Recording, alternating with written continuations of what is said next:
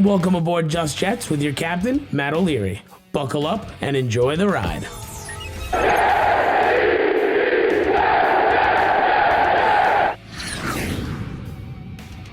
Hello and welcome to Just Jets episode number 112. What is going on? I am Matt O'Leary, going to be hanging out with you, and we are doing a fun episode. Not that they're not always fun. They are always fun. But today I'm excited because it's NFL draft season, number one.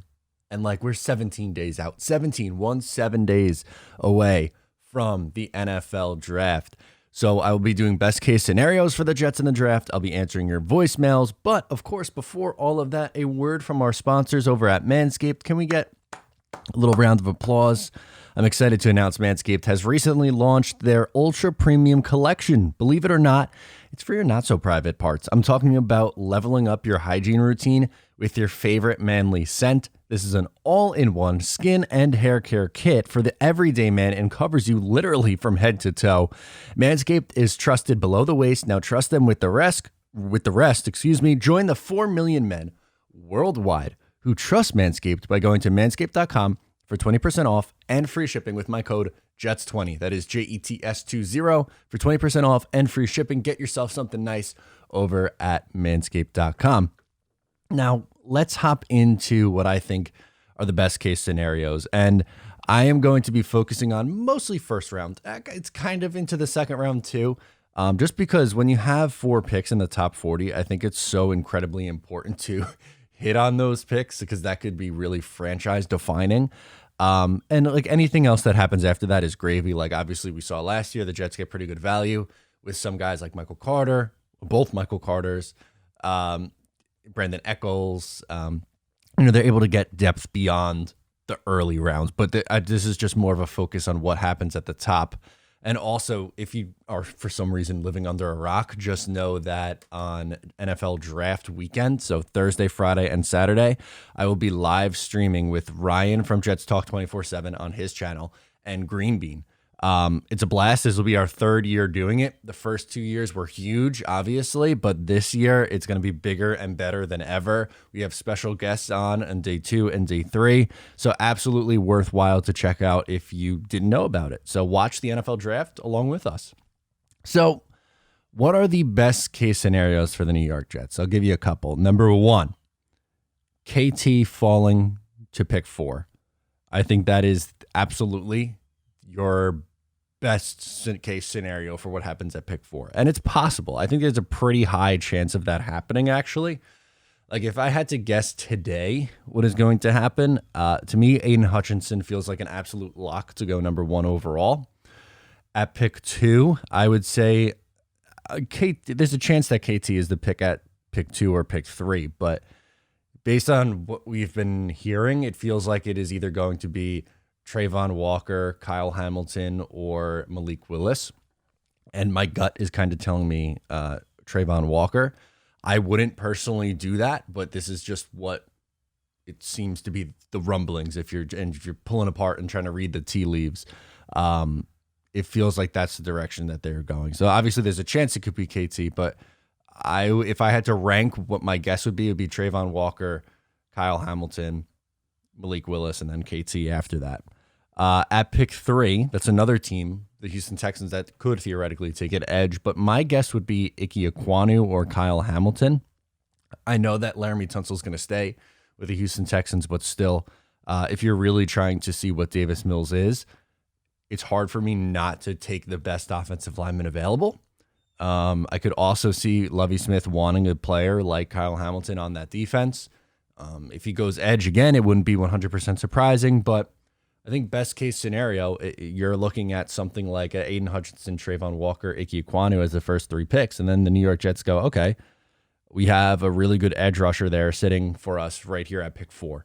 Now, I know that's to some people don't want to touch him. Other people love KT. We'll see what the Jets are obviously going to do their homework, and we'll see, but I think from a talent perspective, it's very, very difficult for me to see the Jets passing up on a player that they desperately need. They need help on the edge badly. They have for 15 years. And yes, you added Carl Lawson. He's coming back from injury, but you need more on the edge. And the best way to mitigate these good quarterbacks that you're going to have to play and these good offenses that you're going to have to play is get after the passer. And if the Jets are able to do that, then they'll stand half a chance in these games. Number 2, best case scenario, is the Falcons not going wide receiver at pick 8. Now, if it were up to me, if I'm the Atlanta Falcons, I would take a wide receiver. I would take Garrett Wilson. I think that would make the most sense for me as a franchise here. But is there a world where they go defense? Yeah, absolutely. That unit has been atrocious. If for whatever reason Kyle Hamilton is falling and he is there at pick 8, would it surprise you to see them take a player like that? I mean, they took Kyle Pitts 4th overall because he was a unicorn. And they say, oh, yeah, we know the value of tight end isn't great, but like this is different. Well, okay, is a safety? Does a safety fit that same bill? I would say yes. Could they go edge or anywhere on the defensive line? Like I've recently been listening to NFL Stock Exchange, which is a podcast from PFF with Trevor Sikkema and Connor Rogers, and they're doing a guest mock draft series. And the guy they brought on, who covers the Atlanta Falcons, had them pick Jordan Davis. I would be surprised if that happens, but is it out of the realm of possibility? No. I think they really need help on that defensive line. They could theoretically look for another corner. I think, obviously, you have a pretty good corner already, but another one in that mix, maybe. So if they don't take a wide receiver, that means you pretty much know that Seattle is not going to take a wide receiver at pick 9.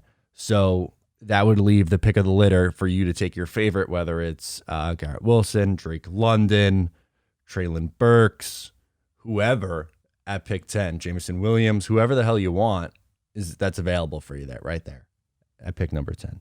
So interesting. And I think that's the route the Jets should go, by the way.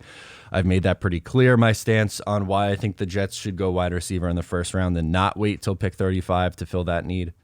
Number 3 is a bit of a two-parter, and it's that guys like, I'll give you 2 as an example, Linderbaum and Dean start to fall. And the reason why is because there's a very small chance, but there is still a chance that one of them is going to be available at pick 35. I think there's the back end to early first round. I feel like it's very fluid. From about pick 20 to 40, I feel like there's a lot of interchangeable names.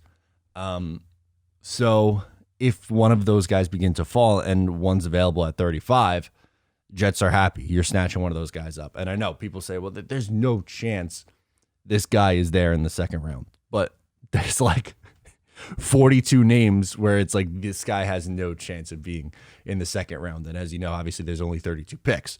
So there are going to be some good players available at the top of the second round. And the Jets have 2 picks there.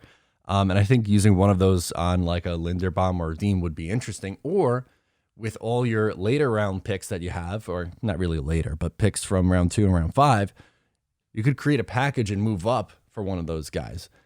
It would take, I don't know, a second and a third. You could probably get up to the late teens. Or if you want to go a second and a fourth, maybe early to mid 20s or late. No, second and fourth is probably late 20s.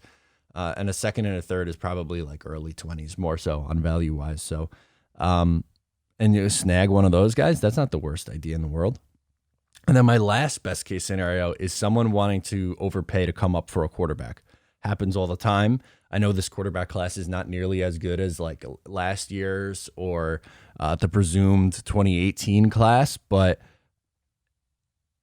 if someone gets desperate, if Pittsburgh is desperate to come up for Malik Willis, if the Saints, who made a trade to get more assets in this year's class, want to get aggressive and come up and get a quarterback, it's entirely possible.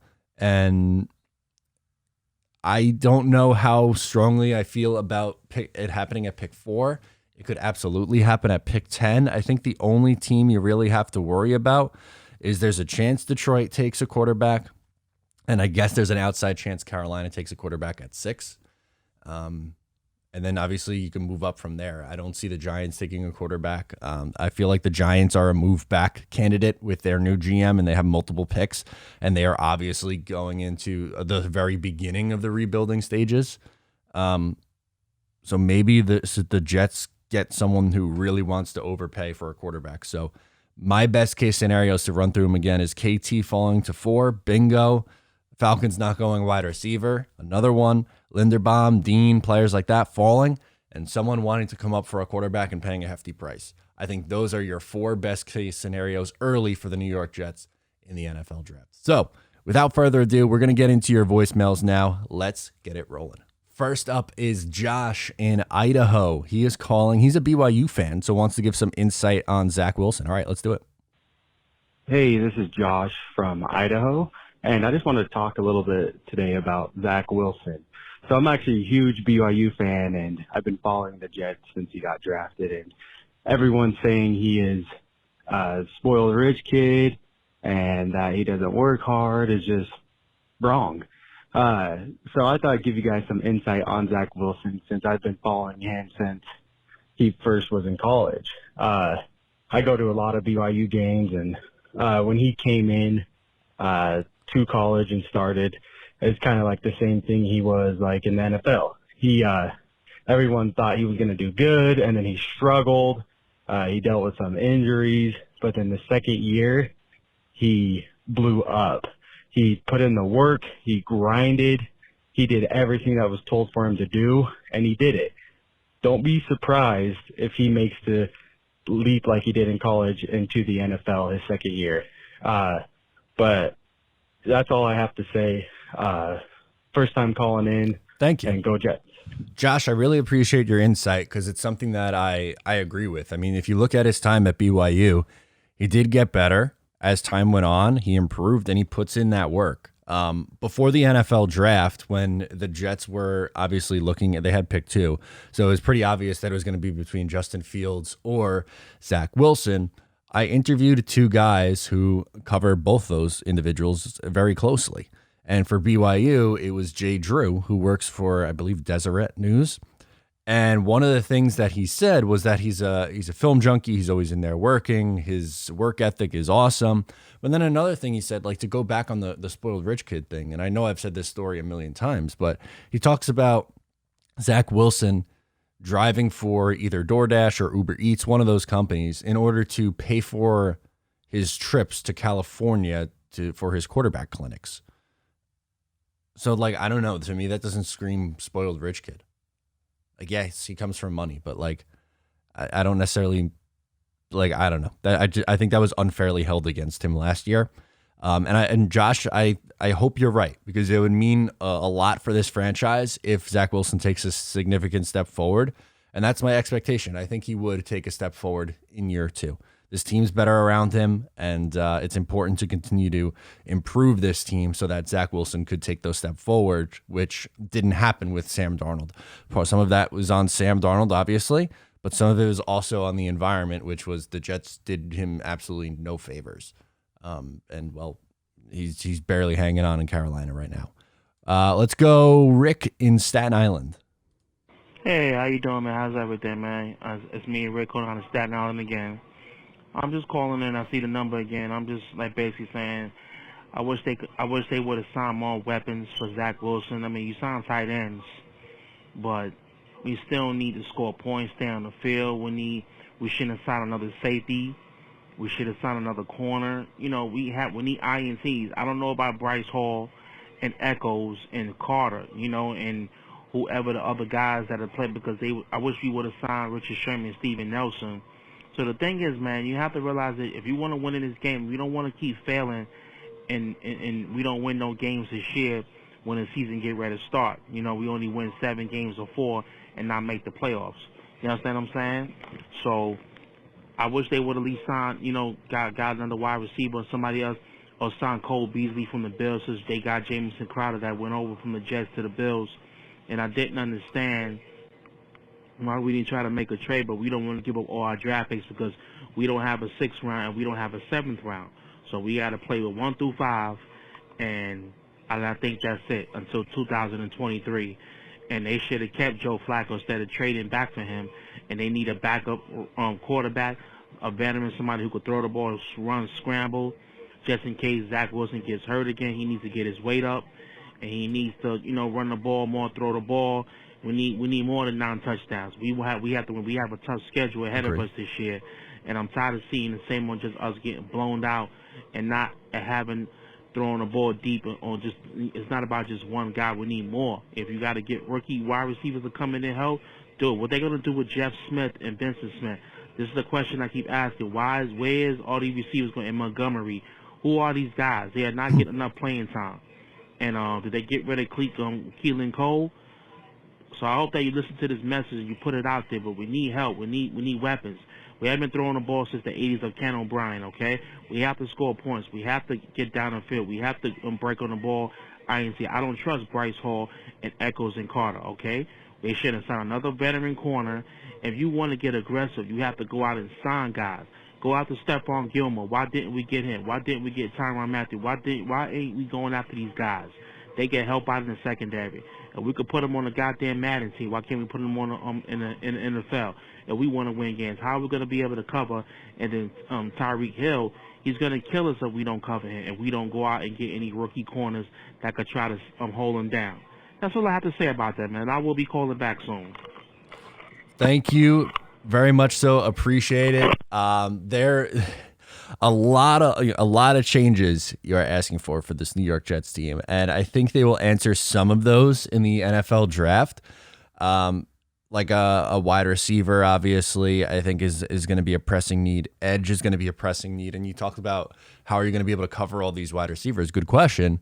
I think the best answer to that is they're going to get after the passer. That's the Robert Saleh MO. They don't necessarily put a hyper emphasis on the secondary because they focus so much on getting after the quarterback. So if you add another pass rusher in the top 10, you hope that would be an impact with Carl Lawson coming back.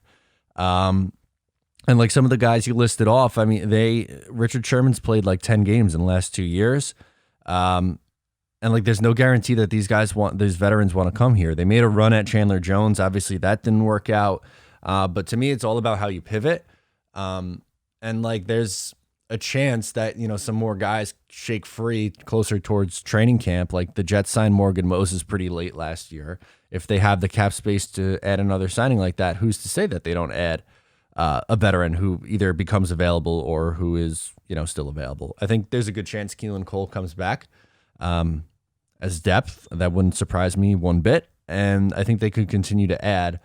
But I don't think this offseason's far from over. So I don't think it's a completed product just yet. But I understand the frustration of watching this bad team over and over and over again and wanting to see an improvement. I don't think you're off base on that part. I think the Jets have to take a significant step forward. And if you're right, if they win 4 games the next year, that's a significant failure. I don't want to hear about the tough schedule anymore. Everyone has a tough schedule these days. It's every year. It's the Jets have the toughest schedule in the league. Win football games. Don't go defeated in your division every single year. Win some games. So thank you, Rick. We're going to go to Ben in Jersey. He wants to talk Jameson Williams. All right. What's up, Matt? It's Ben from Jersey. Recently, the news came out that the Jets are working out Jameson Williams, and someone who was the best receiver in the class until his stock fell a little bit with the ACL tear. But reports have said that he could be back sooner than later, which is a great thing. And honestly, I would not mind him, depending on if we know if he's going to be ready for the start of the season, I would not mind the pick. Because Jameson Williams is definitely the best receiver in the class. He has unbelievable speed. He would have killed the combine. I think so, if he too. Was in it. I think so, great too. After the catch. His route running is insane. And he has all the tools to be a wide receiver 1. That is honestly, I love Garrett Wilson, but Williams is the one guy who, I would really trust to be that superstar receiver in the NFL. I like the other guys that think could be solid, like maybe 2s, maybe some of them can turn out to be 1s, but I am confident that Jameson Williams will be an elite wide receiver in this league. The dude is just insane. That's really all my thoughts for today. Before I end this voicemail, I just wanted to say that the next Sunday, not this coming Sunday, I think it's the 17th.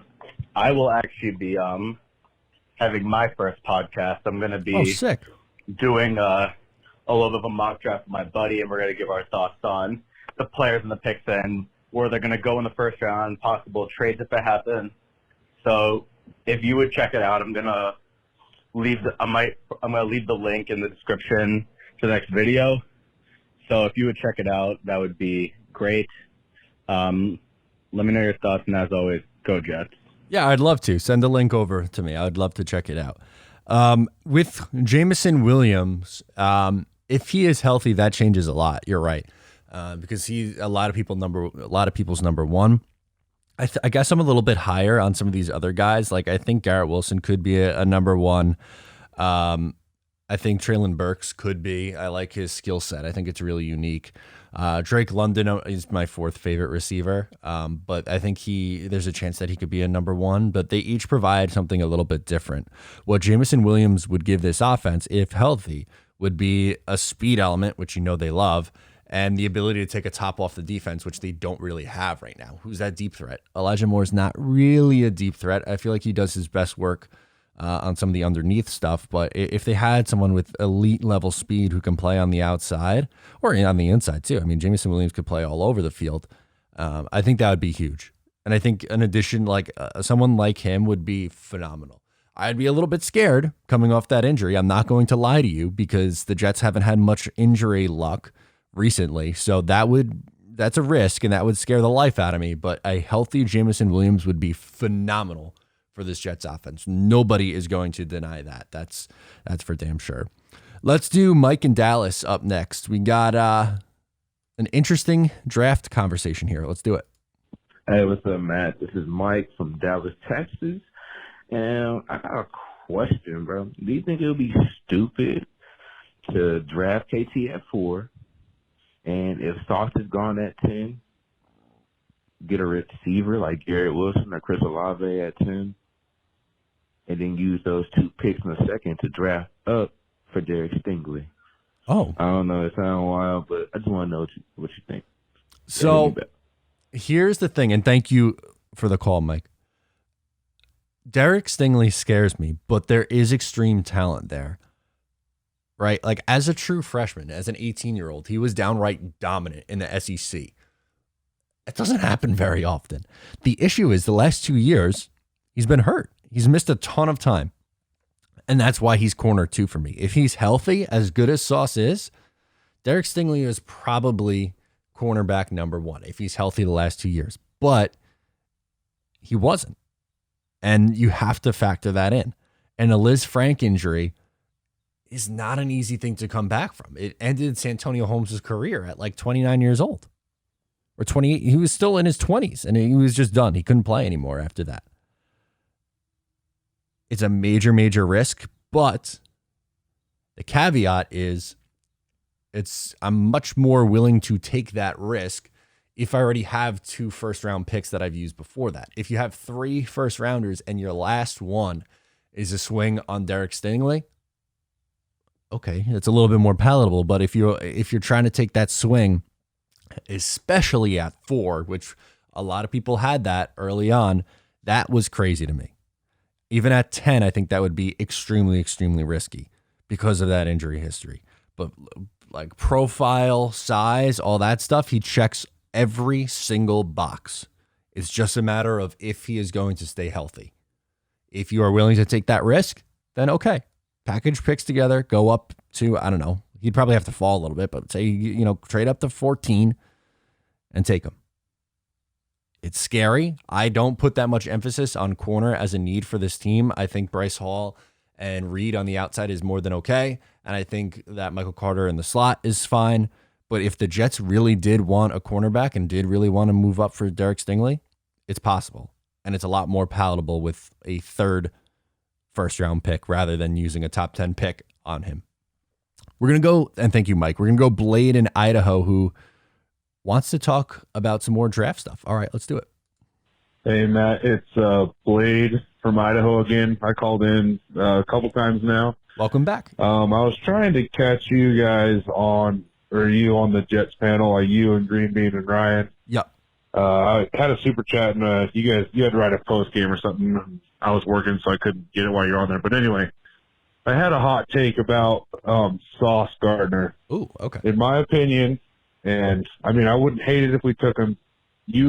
If we draft Sauce Gardner at 4 or 10, we should not have paid DJ Reed all that money, because I think Bryce Hall and Carter and even Eccles off the bench deserve a chance. And I think with Robert Saleh's defense, he doesn't prioritize corner. You're right. As much as he does a D lineman. I would much rather go linebacker, safety, or wide receiver at 10 versus cornerback, and of course edge going 4. But anyway, I just kind of had a hot take. I just hate paying DJ Reed all that money and drafting Sauce. Let me know what you think. Thanks. Bye. Yeah, I don't really think it's that hot of a take, to be honest with you, Blade. I agree. I think that it wouldn't have made sense if, and I don't love for this team going corner that early to begin with, but if DJ Reed wasn't here, then it's a different conversation talking about Sauce Gardner. And like you said, I would not be upset if they drafted Sauce Gardner. He's too good of a player for me to be quote unquote upset about, but I think Bryce Hall is good enough to start for this team. And if you are drafting Sauce, then Bryce Hall is not starting, because it's going to be Sauce Gardner and DJ Reed on the outside. And Bryce Hall is in a slot corner. So it would be Bryce Hall and Brandon Eccles coming in off the bench, where I think it should be Brandon Eccles coming in, rotating in as your 4th corner, and Bryce Hall, DJ Reed on the outside starting. That's how I would do it. And like you said, I think Robert Saleh, Jeff Ulbrich, they have shown how much that they think, getting after the passer is the most important thing on this unit on defense. So I would agree. I think they definitely would look to add on the interior, not on the interior, excuse me, on the front. So in the defensive line. Also, I think linebacker is a sneaky big need for this team. I really hope they don't go into next year with Quincy Williams and CJ Mosley as the starting 2 linebackers. That would be scary. Because I think they showed last year they really struggled in coverage. So I would hope that they would draft someone relatively early, like the 2nd round seems like a sweet spot for that. Grab a Muma, grab Nakobe Dean if he falls, grab Leo Chenal, someone like that. Harris, the linebacker from Alabama. The linebacker from Georgia too. Obviously not Nakobe Dean, the other one. His name's escaping me right now. But he's a riser. Maybe take him at 35. But I agree. I think that's important. Let's do Lucas up next. He wants to talk about trading back and maybe getting a receiver. Okay, let's do it. Hey, Matt. It's Lucas calling from New Jersey. What up, dude? I want to talk about a possible trade back we could do. So I think we could trade out of pick 4 and possibly trade back with a team like the Steelers at pick 20. I think that's the team I would like the most to trade back with, because I mean, you can still go edge at 10. I think Jermaine Johnson or Karlaftis will be there at 10, and I'm happy with both of those guys. I like Johnson a little better, but I'm completely fine with both of those guys. And then at pick 20, well, I think it more depends on our trade with the Steelers. We could try and take Claypool off their hands, and if we get Claypool, then, we don't have to go receiver. We can go a guy like Jacoby Dean or Devin Lloyd, I think, who will be at 20, and we're going right in front of Patriots. So, they're both eyeing those guys, so it's kind of like a jab at them. But say we don't get Claypool, we can still go Treylon Burks, Olave, or London if he falls to 20. And I think at least Burks will be there, and I think Burks would fit perfectly in this offense. And I really like Burks. Instead of taking him at 10, we can get him at 20 still. So yeah, let me know what you think about that, and go Jets. And if you're moving back, and thank you so much for the call, Lucas, appreciate it. If you're moving back to 20, which is a long way, I hope you're getting another first next year, which is, I guess, entirely possible. I also look at a team like New Orleans, who've made a trade to get another pick, as a team that might want to move up to take a quarterback. But yeah, like Pittsburgh and New Orleans, I think, are the 2 teams that make the most sense that you can move back with. And like you said, if you're not getting a receiver in that package, you're still in a good spot. Like, I feel like if you're somewhere in the top 20, there's going to be a good receiver available for you. Whether it's Jameson Williams or Chris Olave or Traylon Burke, someone like that, you can sell yourself on it. And if you're trading back with the Saints, then you're having 3 picks in the first round, then you're gonna have 2 picks in the second round. Also, if you're trading with the Steelers, obviously you're still probably gonna only have 2, but I'm imagining you're gonna get another second rounder and a first next year. So it's enticing. There's a lot of ways that Joe Douglas can go, and I still think you can get a pretty good receiver. The thing that's scary, I love Karlaftis. I am completely okay with taking him at 10. I don't know if Jermaine Johnson makes it that far. I'm not sure. He might go to, I feel like Atlanta is a sneaky place that could take an edge. They might take him. The Seahawks could take him at 9. I'm not saying it's impossible for Johnson to make it to 10. Of course, there's a world where he can be there, but I don't think it's a lock that he is sitting there at pick 10. I feel like from 8 to 13 is roughly his window where he can go. So yeah, I mean, obviously there's a chance then with that logic that he is available. But I'm not sold that it's a lock. It's a sure thing. All right, up next we got Roland. He's calling from Jersey. He wants to talk about a trade scenario. Hey, Matt. This is Roland from Jersey City. Just a trade idea. Highly unlikely, but I'll throw it in there anyways.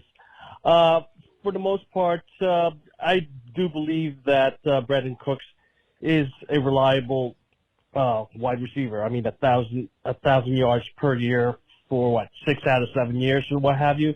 So, yes, I totally agree with you on that. And so, the idea of trading with Houston, the 10th overall pick for their 13th pick, which is a difference of 250, which equates to approximately our 69th pick. So right there, we trade 10th round pick, the 10th overall pick, and to Houston. Houston gets, and we get from Houston is the 13th pick and Brandon Cooks. Give me your thoughts, and as always, go Jets. Appreciate the call. I think, Roland, you would have been on to something before the extension, which I don't know the order of which the voicemail was left, if it was before the extension or not. But I think, unfortunately, after Houston signed him, they want him to be a long-term part of their team, which I understand. He's a good receiver. I think a lot of Jet fans were very quick to put that one down, which I don't exactly understand. He was extremely productive with the Rams, with the Texans, with the Saints, and with the Patriots. So that's 4 spots. He had over 1,000 yards. He did it, like I said, in 6 of his last 7 seasons. There was one random year where he had like 500 yards with the Rams and Goff. But yeah, he had a 1,000-yard season with Davis Mills and Tyrod Taylor, with Deshaun Watson the year before, with Goff, with Brady, and with Drew Brees.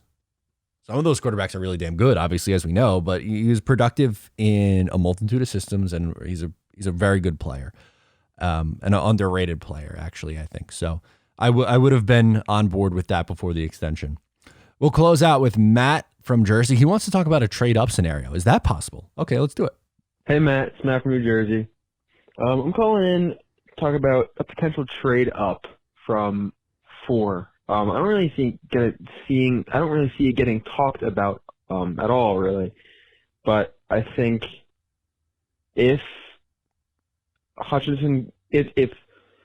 either Jacksonville or Detroit take a player that isn't Hutchinson and Thibodeau, so a tackle, Trayvon Walker, or someone other than Hutchinson or Thibodeau, I don't think it would be completely out of the question for a trade up to 3 with the Texans. Texans kind of need every position. They do. They're not really valuing an edge rusher as much as the Jets probably are. So if they could trade back to 4 and pick up, I don't know what the value would be, but a potential trade up with the Texans, because Douglas has been trying to make the big swings. We tried Tyreek Hill. We tried Chandler Jones. If DK Metcalf, AJ Brown, not Deebo Samuel, but if one of the top receivers don't fall through the trade talks and we trade for him, I think Douglas is going to want to make a big move, or at least be sure to get that stud player this offseason. And I think I think he might be willing to trade up. So let me know what you think about the trade up option, the 3, and then maybe what the value, what the compensation would be. But yeah, let me know what you think. Go Jets. Yeah, that's interesting. I would have a hard time, like, so if Hutchinson's there, I feel like he's a no-brainer pick for the Texans, but it's possible that they'd want to move back. Like you said, they have a ton of needs. It really depends on how the board falls, but let's say if they were to want to trade back, it would probably cost the Jets pick 38, because you're looking at like a 400-point difference from pick 4 to pick 3. It's 2,200 versus 1,800, and pick 38's a little over 500 in points. Obviously, you probably have to pay a little bit of a tax to get up there, but you might be able to get another like later pick back in order to move up. So like, I don't know, maybe like a 5th or a 6th, let's say. Maybe they would do that. Maybe that's something that would work for both sides. It's like, okay, Houston move back 1 spot, get an additional 2nd-round pick in the top 40. Sure. Jets move up 1 spot to get their guy and then get a 5th or 6th round pick back, let's say. Okay, maybe they would do something like that. I don't know. But I think the point that Matt and most of these calls and myself have tried to make here is that Joe Douglas has a ton of options that he could do in the NFL draft. He could move up, he could move back, he could stay put, and you can make a strong case for each and every one of them, which is exciting to me. I can't wait for the NFL draft, man. It is the absolute best time of the year. So with that, that's going to do it on this episode. Thank you so much for tuning in. Once again, I am Matt O'Leary. Please make sure to subscribe wherever you get the show. I'll talk to you next time.